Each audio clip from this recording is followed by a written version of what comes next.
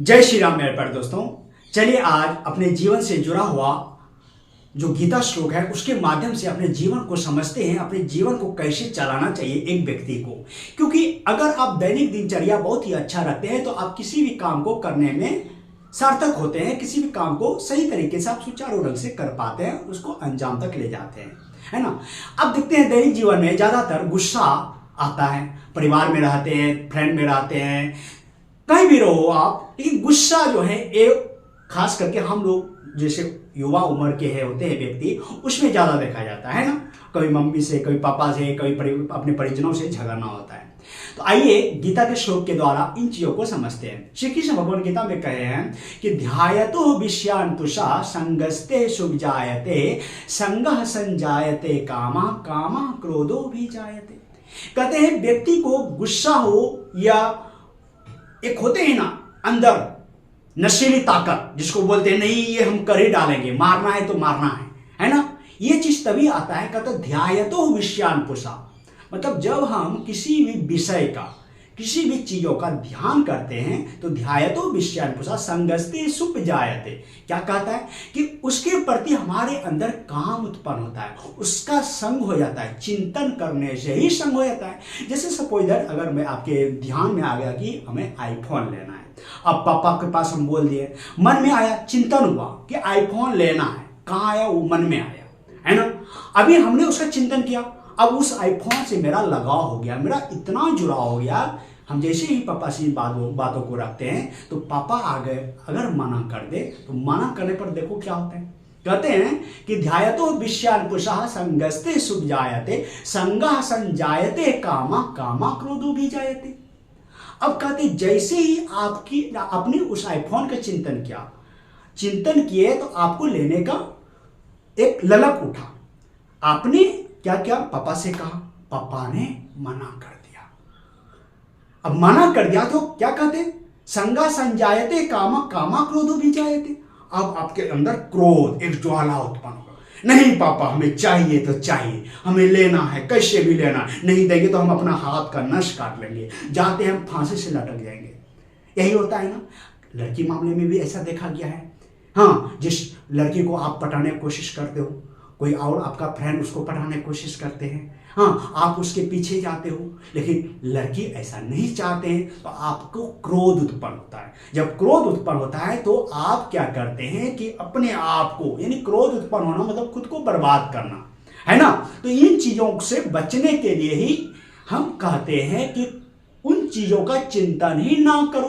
पहले आगे जो श्लोक है उसको भी सुन लेते हैं, फिर इसको हम बताएंगे कैसे इससे बचा जा सकता है।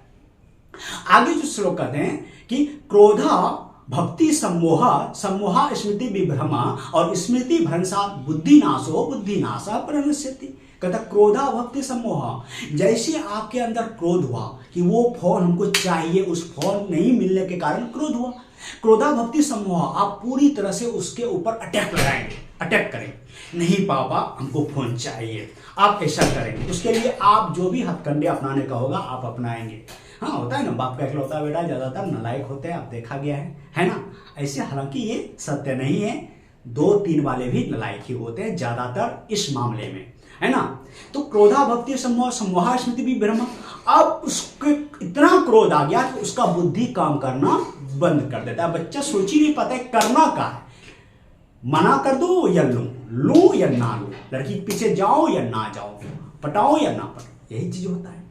यही चीज व्यक्ति को कहता है नाश की ओर ले जाता है। नाश की ओर कैसे ले जाता है, आगे देखो क्या कहता है। क्रोधा भक्ति सम्मोहा स्मृति विभ्रमा स्मृति भ्रंशात् बुद्धिनाशा प्रणश्यति। स्मृति जो है अगर किसी व्यक्ति का खत्म हो जाए, कहते हैं सोचने की क्षमता चला गया, अरे उसका विवेक काम नहीं करता है, अरे वो तो पागल है मतलब उसका विवेक यानी स्मृति काम नहीं करता। जिसका स्मृति विभ्रम का मतलब होता है द्वंद में फंस जाना। बच्चा क्या करे, द्वंद में फंस गए, है ना।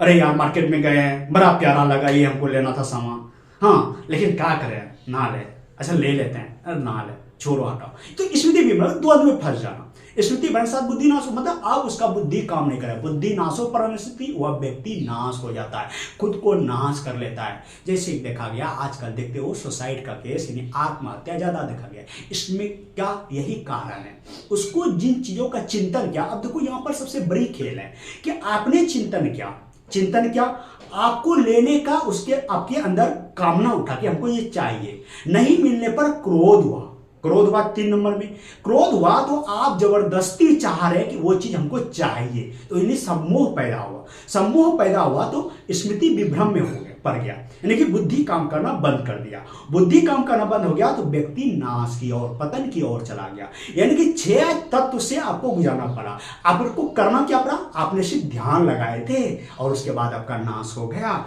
यानी कि ये चीज जो है, जैसे बिजली का करंट दौड़ता है ना, इस छोर से उस छोर तक, वैसे काम होता। ऐसा नहीं है कि अभी तो हम ध्यान ही किए हैं ना, क्रोध उत्पन्न होगा तब ना हम जाके मेरा बुद्धि काम नहीं करेगा, फिर ना नाश होंगे, ऐसा नहीं है। ये चीज तुरंत होता है, एकदम ऑन स्पॉट।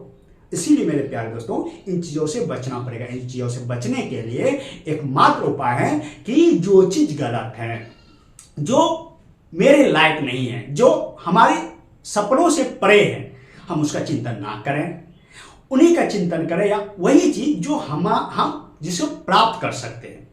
अब बैठे बैठे तुम सोचोगे हम चांद पर चल जाए, घर में बैठे हो, तो ऐसा थोड़ी होता है पापा मुझे चांद पे पहुंचा दो, नहीं तो हम आत्महत्या कर लेंगे, ऐसा नहीं होता है। इसीलिए तुम उन वस्तु का, श्री कृष्ण कहते हैं, उन वस्तु का, उन व्यक्ति का, उन चीजों का तुम ध्यान ही ना करो, नहीं तो नाश होगा। और कि नाश कई प्रकार से होते हैं व्यक्ति। अगर कोई पदाधिकारी, सपोज इधर एक छोटा सा एग्जाम्पल हो, दरोगा अपने पद पर है, वो क्या किया, किसी व्यक्ति से घूस ले लिया, और वो व्यक्ति बड़ा होशियार, चालू पुर्जा, उसने उसका वीडियो बना लिया। अब देखो क्या हुआ, वो घूस लेते हुए वीडियो जब बना, जब पकड़ा गया, व्यक्ति का इज्जत गया, समाज के नजर में गिर गया, पद चला गया। अब वो व्यक्ति कहीं का नहीं रहेगा, लास्ट में वो अपने आप को फांसी लगा लेगा। इस तरह से व्यक्ति नाश होता है। ऐसा नहीं है कि हमने सिर्फ जो है एक ही प्रकार का नाश होता है, नाश कई प्रकार से होता है, एक ही व्यक्ति का पतन कई प्रकार से होता है। इसीलिए गाना अध्ययन करो, अपने काम से मतलब रखो, पूरा अपने आप को बिजी रखो, ताकि इन सब उलझनों में हम ना पड़े। ठीक है, वीडियो पसंद आए ज्यादा से ज्यादा शेयर करो, दोस्तों तक पहुंचाओ, और नेक्स्ट वीडियो देखने के लिए चैनल पर नए हो सब्सक्राइब कर लो। मिलते हैं नेक्स्ट वीडियो में, तब तक के लिए जय हिंद।